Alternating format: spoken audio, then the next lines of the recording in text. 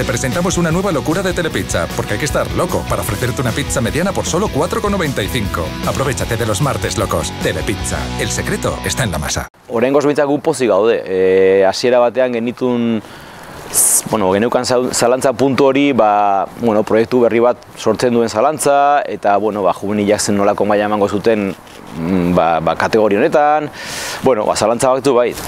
Aste dexente pasa dira, eta orain, nahiko pozik gaude orain arte egindakoarekin. Eta espero dugu, hemendik aurrera tokatzen zaigunarekin ere, pozik bukatuko dugula urtea.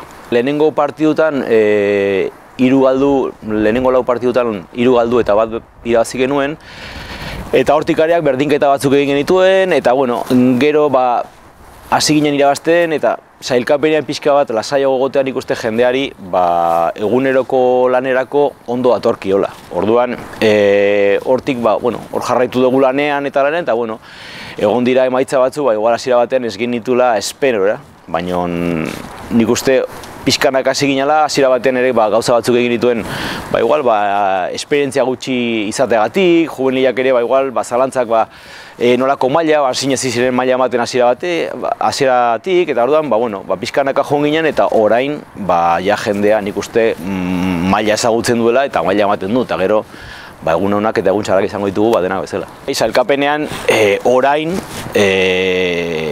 horrela egoteak nik uste udaran inorrek ez zuela espero, ezta? Orduan, lehen esan dudan bezala, eguneroko lanerako lasaitasun bat ematen du, eta estimulo bat ere aurrera jarraitzeko berdin, ezta? Lan kantitatearekin, lan kalitatearekin, eta gero aste bukaerako partidan ahalik eta maila altuen emateko, ezta? Nire ustez, beraiek datozte kategori batetik, lan asko egin behar dela, eta partido oso gorra jokatu behar direna, baina ere badaude partida batzuk, igual, komilen artean, erresago irabazi ditzazkezunak, eta igual, momentu batean, igual, ez lasaitasun, baina, erosotasun puntu bat edukitzea, ezta? Baina, maila honetan, 3. mailan, nik ez dut ezagutu aurten behintzat partidu erresik.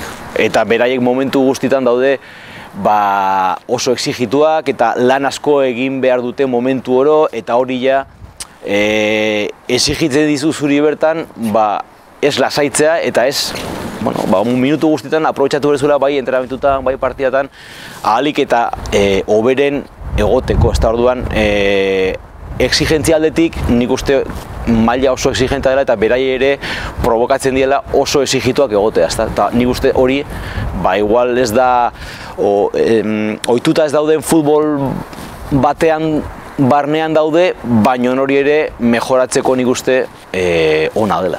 Sailkapena hor dago eta noski lagungarria da orain gauden momentuan, baina batez ere nik uste gure helburua batez ere eguneroko helburua, ezta? Bai saioetan, eguneroko saioetan ahalik eta hoberen egitea gauzak, aste bukaera iristen denean partidan ahalik eta hoberen egitea gauzak, eta gero sailkapena jartzen dizu, ez dakit orain, baina behintzat denboraldi bukaeran dagokizun lekuan, ezta? Orduan alde horretatik orain ondo egotea laguntzen dizu, baina batez ere nik uste garrantzitsua da eguneroko lana eta gero aste bukaeroko lana ere, eta maila horretan juvenilan nik uste ia hasieratik maila nahiko altua eman zuten eta bere parte hartzea nire ustez behintzat nahiko altua izaten ari da, eta gainean proiektuaren helburuetako bat hori izan, orduan alde horretatik behintzat nik uste betetzen ari garela.